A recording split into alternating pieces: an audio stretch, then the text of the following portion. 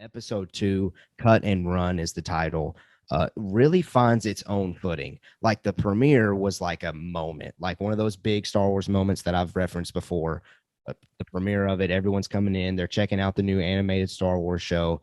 But this episode 2, I think, really gives us insight as to what this show is going to feel like and be like. A lot more slower paced, a lot more character driven, is rather than just giving answer after answer after answer. Um, so that's my initial takeaway.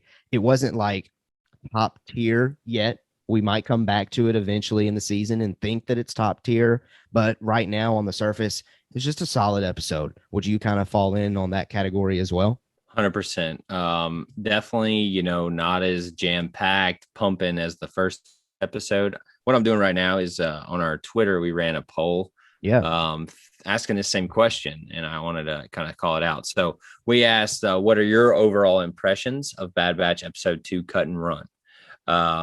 So 3%, not for me. 10%, it's okay. 38% said good, not great. 48% said top tier. Wow. Wow. That's higher than I thought it would be, Yeah. And I can see what you're saying. I can completely see how you're getting there. But for me personally, I was in the good but not great because it kind of, I don't know, it was just boring's not the word.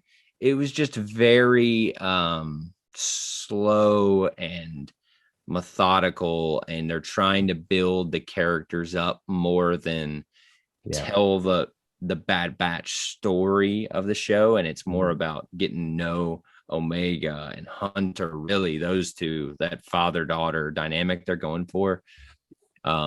It mainly worked for me. I wouldn't say it worked all the time. But most of the time it definitely worked. So that's my, short synopsis of it. But yeah, go to our Twitter and you can join in on the polls as well. Absolutely. Just to give it a little plug, Yeah. And I, in response to that poll, I was just going to say, again, if you thought that was top tier, great. I'm happy for you. I probably fall under the good, not great category. If you're someone though that said that was top tier, I think you're going to get really top tier then later in the season.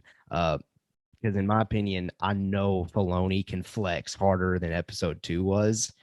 So again, if that's top tier, we're going to get top tier cubed or squared, whatever you want to say, throwing in some math terms later throughout this season. Tell us why you thought it was top tier too. I always like to see your guys' reasoning of why, especially, or if you didn't like it, tell us why you didn't like it. Cause I love seeing people in a nice way have a discussion.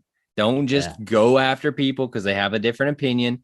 Just say your opinion and why you think that way. And great, that's your opinion. So I want to hear what you guys think out there. So absolutely. Perfect place for that would be Discord. Click that link. Click that link. Sure. All right. Cut and run. The crew is heading to Salukami, a location that we have been before during the Clone Wars. We have hung out with the family of Cut and Sue. I believe it was season 2. That is straight off the brain. Hopefully that is right. Of the Clone Wars. Cut basically left the army. He wanted to do his own thing. And that's early in the Clone Wars season 2. Rex struggles with, he doesn't like it because Rex is follow orders. We're part of the Republic. We're brothers in arms. We're going to fight together. Rex doesn't really respect what Cut did, but eventually a mission occurs to where they have to fend off some separatist droids. They end up respecting each other. So we actually get a clue of Rex, but we'll get there. We'll get there. Maybe I'm rushing ahead of myself. But anyway, that family is living on a farm, and we get again one of those Rey Skywalker-esque moments. Omega gets straight off the ship, and it's like Rey in The Force Awakens, where she's never seen green like that.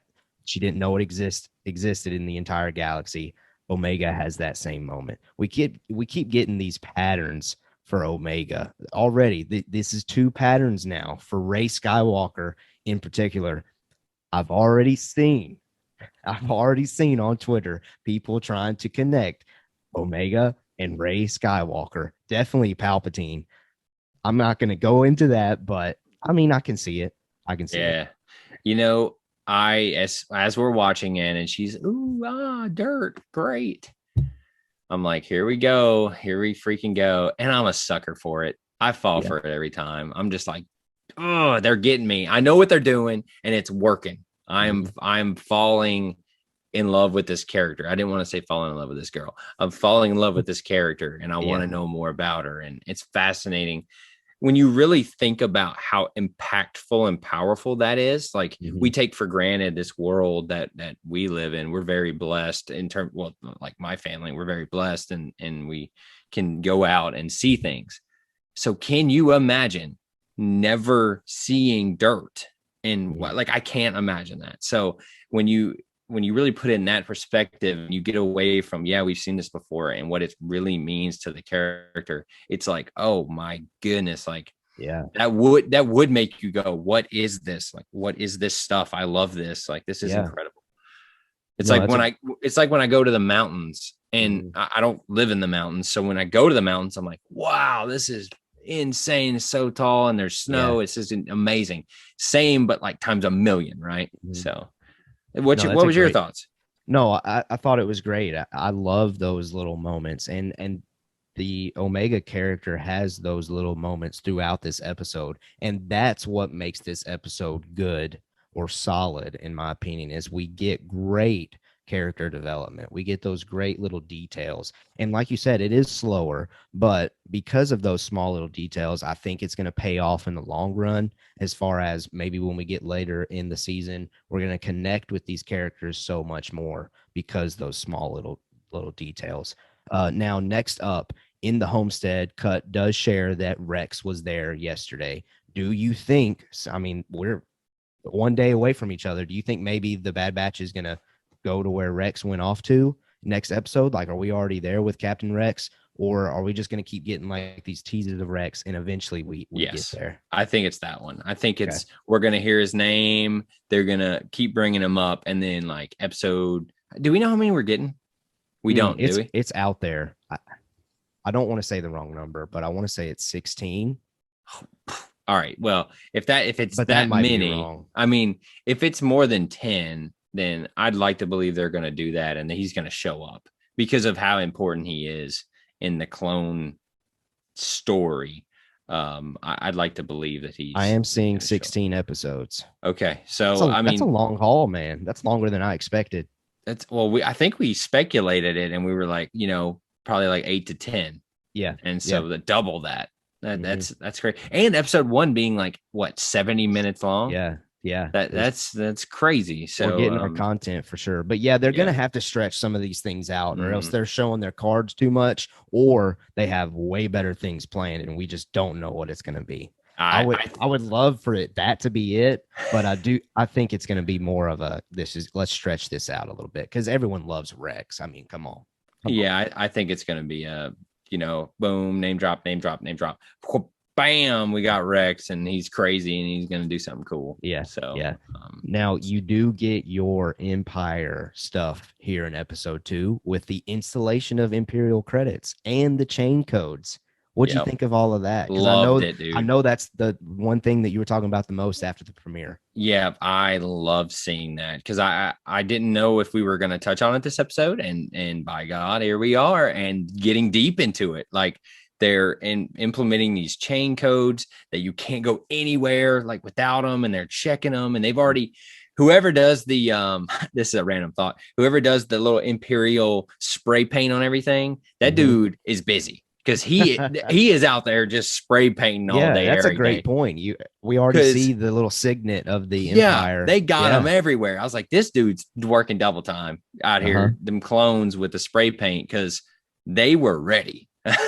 They got Empire everything. They done built all this stuff. They got the chain codes going. They've got the Imperial credits. You can trade your stuff in for oh man, it was cool. That's a great point. That's a great point. For me, it was just one of those. I don't know. Maybe I'm just not enjoying that aspect of it as much yet. Maybe I'm just too busy trying to wrap my head around all these other characters. But it is cool to see the Empire slowly building. Back to the character detail, I think those small details are eventually going to pay off as well. Like, maybe by the end of this thing, we're just going to see a swarm of the Imperial fleet, of the Navy, of the Army, and maybe Vader is gonna top that all off. I love it. It because it's such an important part of this Mhm. time. And it also helps characterize, like I said, the Bad Batch, because the Empire is all, oh, we'll help you and it's good. And, get your chain code so you can travel. And then Yeah. you see the clone dudes like pushing people and like shooting people. And it's like, wait, Mm. wait. I just think that's fascinating that they keep doing that, because they, to be honest, they didn't have to do any of that stuff, right? Mhm. They didn't have to show Empire setting the seas, but it does make sense going back to story stuff. Love it. Yeah. And this is very, very similar to Rebels. Rebels plays hard on the Empire's doing this. They're trying to look good, or they think they look good, but really when you dive into it, you see how nasty and ugly the Empire truly is. And the Rebels, the crew that we get to know and love in Rebels, is all about exposing it, fixing it, doing these things for all these small little people, if you will, in the galaxy, making a big impact. So if you really want to get some more of that, Zach, again, check out Rebels. Yeah, I really do need to check out Rebels. I think I tried watching it before I got big into the Star Wars game, Yeah. and I just was like, "Is this a kid show? What is this?" Okay. So the first season definitely is more So I was kid. like, this was before you and I really got digging into Star Wars. I Right. was more of a even more casual, like Yeah. only watch the movies type guy. Yeah. So I tried watching it back in college, I guess, and I was just like, Mhm. I think this is a kid's show. I don't think this is for me. Like not saying it Yeah. was bad. It just very goofy and very childish in its Yeah. humor. So, but everyone says watch Rebels, so I gotta do Well, it. well, I gotta do it. side note, Rebels has maybe one of my most favorite stories in it. So I maybe that'll I entice you. Okay. Yeah. Next All right, thing, go ahead. little canon plug here in our Bad Batch episode, Anexu from Attack of the Clones. That's the creature that's beyond the fence that Omega almost gets Hmm. eaten by. The creature that scratches Padme in the back in Attack of the Clones on Geonosis. Uh, That's the same species. So cool little canon connection there. And okay, next thing that happens in the episode for me, at least in the notes, that really caught my attention, this jewel that mhm. Omega has. What's up? What is up with this thing? What's so special about it? And for me, again, because I keep wanting force sensitive. This is totally out there, probably going to be way wrong. Yeah. But in my little imagination, I was envisioning the thing opening, and out coming from that lifted a Kyber crystal ready to be put inside a lightsaber. I That is mean, way out there. That's probably not right. you might be right. I have no idea. And if I'm being honest, when I was watching the episode, I saw her like she like takes it off and like looks at it. Mm-hmm. I just was like, oh, what's that about? And then I'd forgot about it. So I didn't Oh, even, really? yeah, I didn't even think about Dude, it until I I'm was. losing sleep on it. I know, I don't know. I just didn't really think about it as much as that. But when I read it in the notes, I was like, maybe Mm. he is onto something, because it's got to be important, right? Yeah, Why would they her take it off and like zoom in on it, you know? right, right. So I think you're right. There's eventually going to be a payoff to it. I don't think it's going to be a Kyber crystal. That's just what I really wish it would be. Yeah. I mean, if we're But we'll talking about see. that, Ray should have had a dual or a lightsaber come out of Dude, her she thing, should right? have. Like, Should come have. on. All right. Go ahead. Next up on the episode, Tech and Echo, they realize they need to copy these chain codes in order to help Cut and Sue and their family leave the planet. Omega, it happens to be on the ship that they purposely get um, taken from them in the shipyard, if you will. So Omega gets involved in the mission, and Omega ends up having to be the one to deliver, or not having to. She just does it. Instinct. She gets it done. She delivers it to Cut and Sue. She almost doesn't do it in time, but she delivers them. And man, this moment where Hunter tells Omega that, look, kid, you're not coming with us. You need to go with them. Have your own little family. Really hit me. Oh, But with go that ahead. said, hardcore. We talked about it last week on the episode. Jacob was like, look, if they were looking for Ahsoka, isn't that essentially the same story as The Mandalorian? Hunter and Omega is 100% right now, at least, essentially Din Djarin and Grogu. Like that father-child relationship that they're trying to uh, develop or put in front of us as a fan base. We've seen these plot points before, as Mm-hmm. recently as season 1 of The Mandalorian. I thought that was a clear connection. Did you get that connection? You know, I think it was like a fleeting thing where it was Okay. like, okay, I know I've seen this before. However, I do agree it hit me pretty hard because that was a great scene, the buildup of it, and they got to get the credits and they're going up to the thing and like we're right there, we need them now, and you got the dudes, the clone dudes, like hey, Mm. come on. You're like, oh gosh, is she gonna get there? And just the scene of him basically breaking it to her, like you don't need to be with us, like Yeah. you're a kid, like you shouldn't be with us, and seeing him not wanting to say that but knowing that that's what's right, I thought that was very well done, and it hit me very hard in the sense of obviously I'm a dad now, Mhm. so thinking about that kind of situation, and you got this kid that just wants to be with you for some reason, you have no idea why, but she is drawn to Hunter, which is fascinating. And she is a beat, like she's good, like she's legit. Yeah. So I mean, we see that a little bit later there, but I do agree that have we seen something like this before? Sure. But what I do like about this one is that it's Omega wanting to be with him and kind of being like, no, I'm going to be here. This is where I want to be. I love that line where she says, this is where I want to be. And he says, well, if this is where you want to be, this is where you're going to be.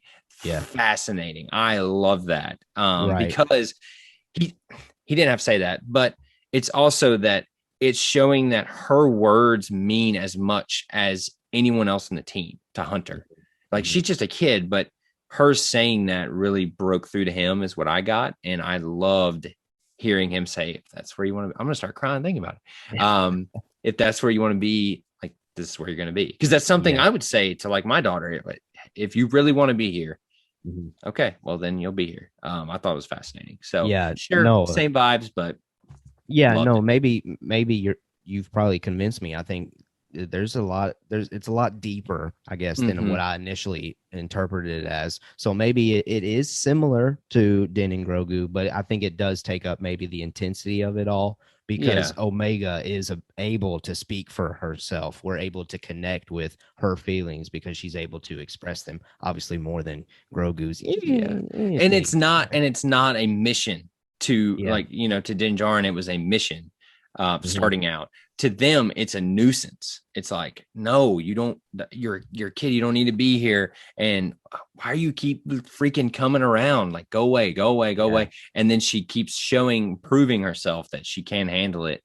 Mhm. But I don't want to go too far back, but just the one scene that also got me was when the kids are playing ball and they're like, Mhm. and she's like, what are you guys doing? And they're like, we're having fun. And she like throws it to her. She like moves out of the way. It's like, that's a little character thing, a kind of Ray thing. But man, I was like, oh God, she's never like done that. That's a Yeah. kid thing. That's what kids do. They throw stuff and they mess stuff up. And what does she do? Of course, she goes outside the fence because whatever, you go outside the Mhm. fence. I just thought that was a great character building moment of we see that happen and then we see the opposite of it when she gets the codes and gets the mission done. I thought that was cool. Yeah. So, in summary, this episode was all about Omega's small little character details and moments. But on top of that, I think it displays Omega's dedication and desire to now be fully part of the Bad Batch crew. And I don't think they're going to separate purposefully from here on out. I think they're stuck, they're knitted together. And that's where we end with episode 2. They're off. We don't know, correct me if I'm wrong, but we don't know where they are off to currently I don't think so. because Did they say it? it ends with excuse me, it ends with Hunter and Omega having that one-on-one Yeah, conversation, but outside of that, I believe that was it.